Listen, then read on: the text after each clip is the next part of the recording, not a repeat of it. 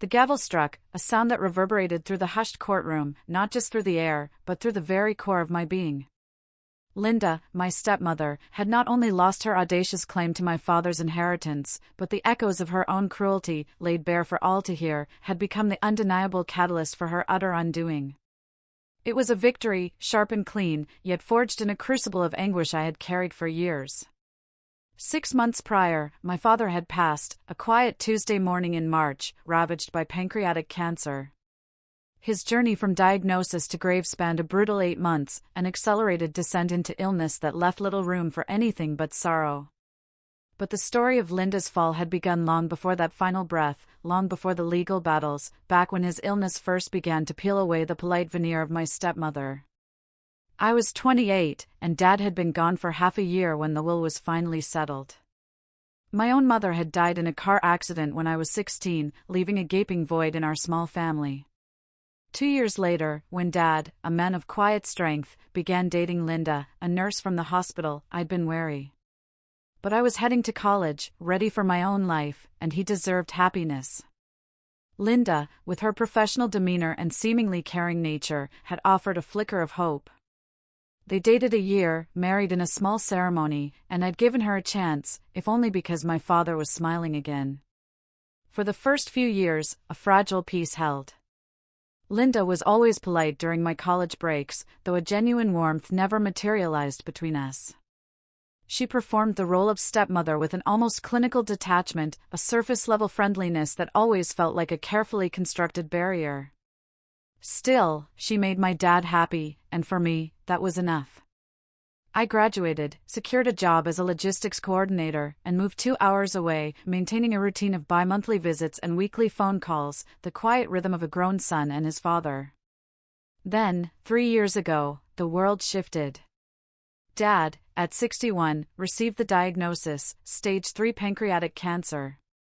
The doctors offered cautious optimism, a chance at treatment. He began chemotherapy and radiation almost immediately, and my bi-monthly visits quickly became every weekend. I'd arrive Friday evening and leave Sunday afternoon, trying to be there, to help in any way I could. It was during these prolonged stays that the cracks in Linda's facade began to show. At first, it was subtle, a barely perceptible eye roll when Dad, weakened by treatment, asked for water, or an exaggerated sigh as he struggled to rise from the couch. Chemo had stolen his strength, leaving him perpetually exhausted, nauseous, and fragile. Basic human decency dictated compassion, but Linda acted as if his illness was a monumental inconvenience to her carefully curated life. I overheard her complaining to friends on the phone about having to babysit her husband, his terminal diagnosis reduced to a childcare chore that interfered with her yoga schedule. The word babysit ignited a slow burn of fury in me each time I heard it. Dad, ever the peacemaker, never confronted her. Perhaps the cancer had drained his will to fight, leaving him with no energy for marital discord on top of everything else. I tried once, cautiously, asking Linda if she was all right, if she needed help. Her smile was brittle, her assurance that she was just tired from work felt hollow. She was still working full-time, a registered nurse with 15 years in oncology, a fact that made her callousness even more egregious. She knew precisely what a cancer patient needed, the brutal realities of treatment, and what care entailed. She knew better. As the months dragged on, her attitude curdled. Impatience morphed into outright cruelty. She'd dismiss his pain as dramatic, tell him to toughen up, as if suffering was a choice. One Sunday morning, as I prepared to leave, I heard Dad's weakened voice from their bedroom, asking for help to the bathroom, dizzy from medication. Her sharp reply sliced through the wall, "You're not even trying. You just want me to wait on you hand and foot." And then, the sound that truly broke me, my father, a man who'd built houses with his bare hands, who'd raised me alone after my mother's death, apologizing. He was sorry for being difficult. That was the moment I knew a line had been crossed, a profound wrong had taken root. I began extending my stays, sometimes taking Thursdays off work to be there from evening until Monday morning. My company was understanding, allowing remote work. The more time I spent in that house, the more I witnessed Linda's true self, hidden from the world.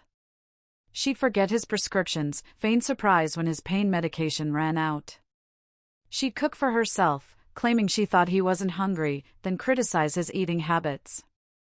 The television remote, a small symbol of control, was wielded like a weapon, refusing his simple requests to change the channel. It was a pattern of insidious, small cruelties, designed to make his already agonizing existence even harder. 18 months before his death, Dad's cancer progressed to stage 4. The doctors shifted their focus to comfort, to buying him what little time they could. The news hit us both hard. Linda's response was to retreat further.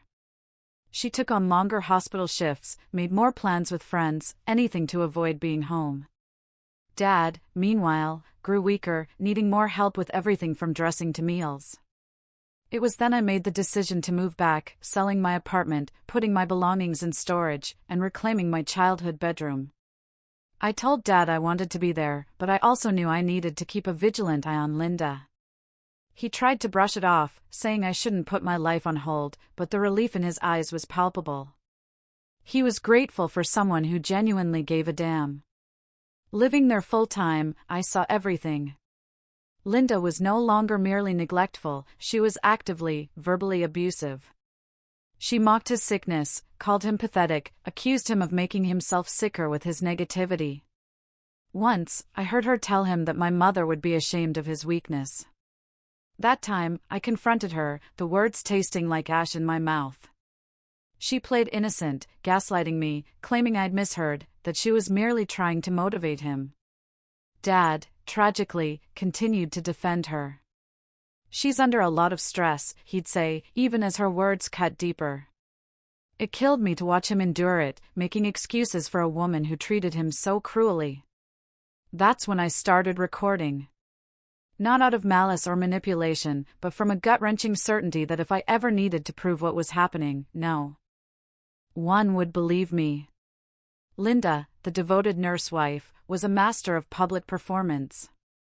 I bought a small digital voice recorder and kept it on me constantly. I wasn't invading privacy, I was documenting abuse in common areas of my own home. And the things I captured were far worse than I had imagined. Hours of Linda's voice, sharp and venomous, wishing my father would die, screaming at him for spilling water, mocking him after an accident, confessing she'd married him only for financial security and couldn't wait for him to be gone. Every instance of neglect, every cruel word, every jab at his failing body. I meticulously organized it all, time-stamped, backed up, even transcribed the most damning parts. Part of me yearned to play it for her, to force her to confront her monstrous reflection, but I knew it would be futile. People like Linda don't suddenly find empathy. They just get better at hiding. I made one last attempt to reach Dad, telling him plainly that Linda was abusing him, that he didn't deserve it, offering to help him find a way out, counseling, separation, divorce, anything. He fell silent for a long time, then, in a voice heavy with resignation, said, "Son, I know what she's like. I'm not stupid." That admission, so stark and unexpected, was a fresh wound. I'd believed him to be in denial, too afraid to face the truth. But he knew. "Then why do you stay?" I'd asked, the question a raw ache in my throat. "Because I'm dying," he replied, simply. "And I'm tired of fighting. Everything is a fight now. The cancer, the treatment, my own body. I don't have energy to fight her, too. It's just easier to let her be angry and get through each day until this is over." It broke my heart all over again, a realization that my father had surrendered his dignity, accepting abuse as the price of a quiet passage. I told him I understood, even though I didn't, not truly. But I made him promise me one thing, that he would protect me in his will, ensure Linda couldn't profit from his death. "Already done," he'd said, a flicker of his old self returning. "Changed my will 3 months ago. Everything goes to you.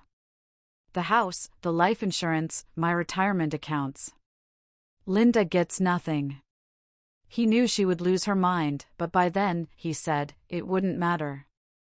He'd also meticulously ensured his mental state was documented, his cognitive clarity noted by his oncologist, primary care physician, and a specialist. He knew Linda would challenge it. "I'm dying, but I'm not stupid," he'd repeated. "And I'm not going to let her profit off treating me like garbage." Dad died quietly, his hand in mine. Linda was at work. She cried on the phone when I called, 3 hours after he'd gone, and put on a spectacular show at the funeral, the grieving widow personified. People offered condolences, praising her devotion. Each word was a fresh insult, making me want to vomit. 2 weeks later, at the will reading, Linda arrived in solemn black, still playing the part. As the lawyer read the distribution of assets, her composure fractured. Everything, the house, the $400,000 life insurance, the $200,000 retirement accounts, his truck, his tools, went to me. Linda received not a single dollar. Her face cycled through shades of white and crimson. The lawyer, visibly uncomfortable, continued, reading a section my father had insisted upon, explicitly stating Linda's exclusion, confirming his sound mind and lack of coercion. "This is wrong," Linda cried, her voice trembling. "He was sick. He didn't know what he was doing." The lawyer, unflappable, stated, Mr. Patterson was evaluated by 3 separate physicians. All confirmed he was mentally competent. Dr. Reynolds, his oncologist, specifically noted his mental clarity just 2 weeks before his passing. Linda shot to her feet, her chair clattering backward. He had brain fog. He was confused. "This isn't legal. I'm contesting this." And with that, she stormed out. I sat there, a strange cocktail of satisfaction and sorrow swirling within me. Dad had kept his word. But I knew this was far from over. The lawyer looked at me, a grim assessment in his eyes. "She's absolutely going to challenge this. I hope you're prepared." I was. 6 weeks later, her lawsuit landed. It was exactly as we'd predicted. Dad wasn't of sound mind, cognitive decline, undue influence from me. The will should be thrown out, the estate hers. Her lawyer painted a vivid picture of me as the manipulative son, poisoning my father against his loving, devoted wife, who had sacrificed everything. A complete fiction, yet compelling on paper. My lawyer, Janet, was a no-nonsense woman in her 50s, specializing in estate litigation. Her first question was blunt: "Is there any truth to her claims?" "Zero," I said. "But I have something better than my word." That's when I told her about the recordings. Janet's eyes lit up. "This changes everything. Not only does it defend against her claim, but we can countersue for elder abuse. What she did to your father was illegal." And so we did. We filed a countersuit, elder abuse, emotional distress, and a host of other charges. The legal process dragged on for 8 months. Linda played the grieving widow on social media, posting old, happy photos, lamenting her loss and my supposed greed. Some, unaware of the truth, sympathized. But those who'd witnessed even a fraction of Dad's final months remained silent, knowing glimpses of the real Linda. Linda's lawyer tried every tactic, filing motions to delay, to have the recordings thrown out, arguing invasion of privacy. But Janet, armed with case law and precedent, dismantled every argument. We were in a one-party consent state. I was present for every recording made in my own home. It was all legal. Linda even tried the local news, portraying herself as the victim of a greedy stepson. The segment was a biased farce. Janet advised against retaliating in the media. "Fight it in court," she said, "where the evidence speaks for itself." While Linda raged publicly, I worked with Janet, meticulously organizing our evidence. The recordings were the centerpiece, but we had more: text messages from Linda complaining to friends about Dad, emails showing her making plans to leave town, asking neighbors to check on him instead of being there herself. Credit card statements revealed spa days and shopping trips while she claimed she couldn't afford help. We had testimony lined up from Dad's home health aide, who had kept detailed notes of Linda's neglect.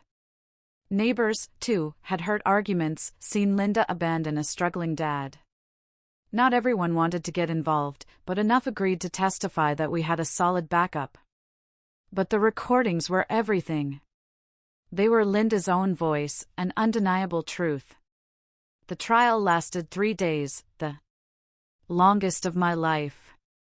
Linda's lawyer began, painting Dad as mentally incompetent, me as the puppet master. His witnesses, Linda's friends, testified to Dad's confusion, but their visits were infrequent, and Janet expertly dismantled their amateur medical opinions. Linda herself took the stand for 4 hours, a masterclass in performative grief. She wept, spoke of her boundless love for Dad, her sacrifices as his caregiver, her devastation at being cut from the will. She was convincing, drawing sympathetic glances from some jurors. She presented herself as a saint, working full-time, managing his health, cooking, cleaning. She left out the abuse, the neglect, the constant humiliation. When she looked directly at me, implying I'd manipulated Dad, I gripped the armrest of my chair, my knuckles white. Her lawyer pressed, making my return home sound suspicious, a calculated move to isolate Dad. It took every ounce of my composure to remain silent. Then it was our turn. Janet called Dad's oncologist, Dr. Reynolds, who testified to Dad's sharp mind, his ability to make complex medical decisions right up to his final week. His primary care physician confirmed it, as did a neurologist who had specifically assessed Dad's mental state before the will change. Their medical expertise was unassailable. Then Janet spoke the words I'd been waiting for. Your Honor, I'd like to enter into evidence recordings made by the plaintiff of the defendant's treatment of the deceased.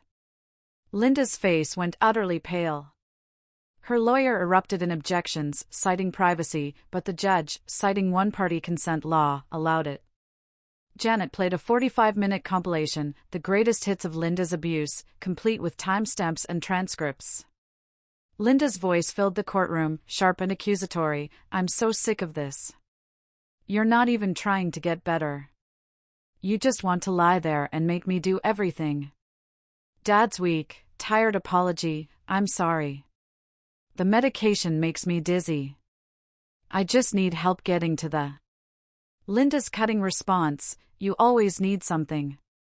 I can't even go out with my friends without you calling me every 5 minutes. Do you know how pathetic that is? The courtroom was eerily silent.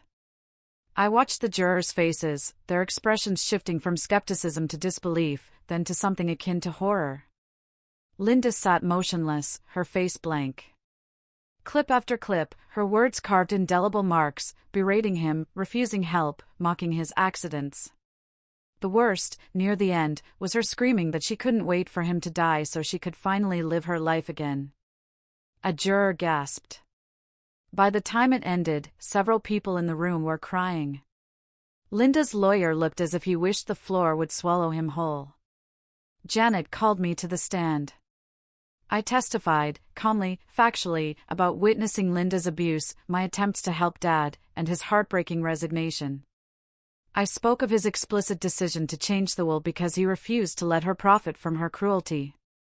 I remained composed, sticking to the facts, just as Janet had coached.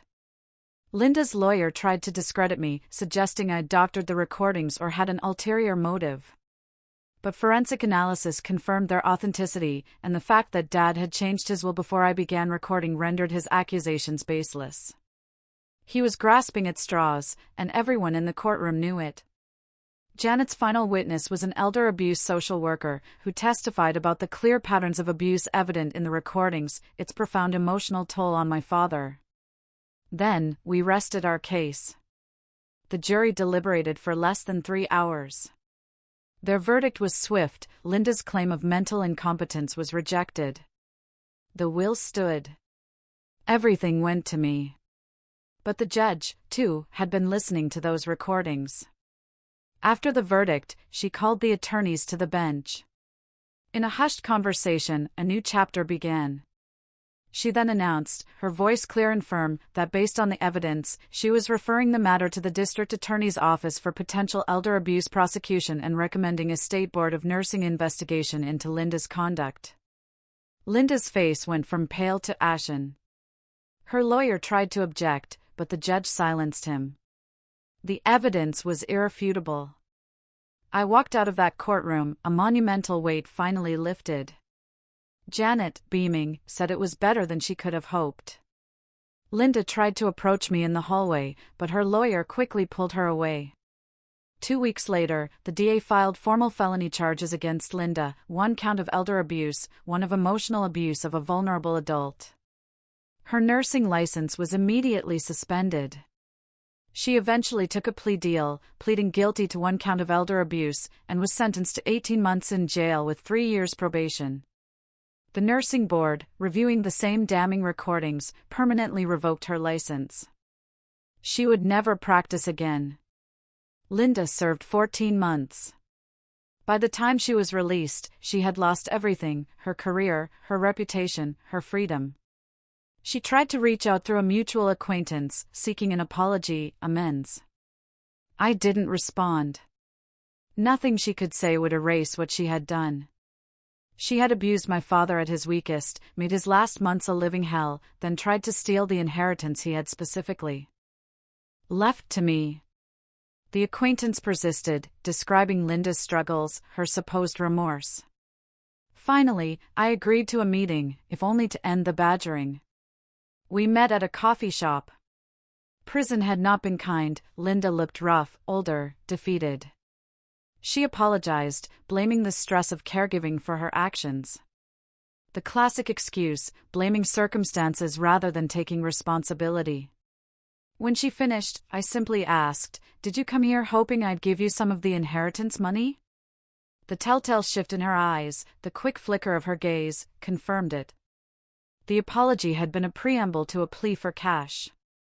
She started talking about her studio apartment, her minimum wage job, barely affording rent. I cut her off. "You had 9 years to be kind to my dad. You chose to be cruel instead. Every bad thing that happened to you is a direct result of choices you made. I don't owe you anything." I stood and left. I haven't heard from her since. The inheritance transformed my life. I paid off my student loans, bought a modest house, and invested the rest. Dad's truck stayed in my garage, a tangible piece of him. His tools, a lifetime of craftsmanship, I donated to a trade school program, knowing you would have loved that. My new house, with its 3 bedrooms and quiet yard, felt like a fresh start. I started a garden, just like Dad always had, growing tomatoes, peppers, cucumbers, herbs. There's something grounding about hands in the dirt, a quiet way to honor his memory. The life insurance, that $400,000, granted me financial security for the first time. From living paycheck to paycheck, I could now breathe, make decisions not dictated by necessity, but by genuine desire. The house I grew up in, filled with the ghosts of Linda's cruelty, I sold. The money from that sale funded a scholarship at my old high school, named after Dad, for kids who'd lost a parent. I think of Dad often, wishing his final months had been peaceful, free from toxicity. But he made his choices, and I respect them. At least he had the last word. Sometimes, people ask if I feel bad about what happened to Linda, the jail time, the ruined career. The answer is no, not one bit. She made her choices, too. She chose to abuse a dying man, then tried to steal from his legacy. She could have been kind. She chose not to be. And choices have consequences. I'm doing well now. My job is stable, my home is my sanctuary. I visit Dad's grave every few months, bringing him coffee, pulling weeds, telling him about my life. I like to imagine he'd be proud of how I stood up for him, how I ensured his final wishes were honored, how I didn't let anyone profit from his pain. Linda is out of jail now, living somewhere on the other side of the state, working retail. She even tried to show up on my doorstep once, after her release, trying to insinuate herself back into my life, leveraging the ghost of Dad's name. I shut the door on her, then called Janet to document the harassment. Another time, Dr. Reynolds called, informing me Linda had tried to manipulate Dad's medical records at the hospital, attempting to retroactively portray him as mentally incompetent. They banned her from the premises for attempted fraud. A coworker of hers even reached out, revealing Linda had a history of being rough with elderly patients, that my father wasn't her only victim. Knowing it wasn't personal made it easier to accept. These days, Linda barely crosses my mind. I'm too busy living the life my father fought to give me. The inheritance, wisely invested, promises a comfortable future. Her probation ends next year, and while the DA inquired about potential concerns, I don't believe she'll bother me again. She tried every angle, and none of it worked. She had her choices, I made mine. And that, in the end, feels like a fair trade. But even with all the justice served, does true peace ever fully erase the scars left by such profound betrayal?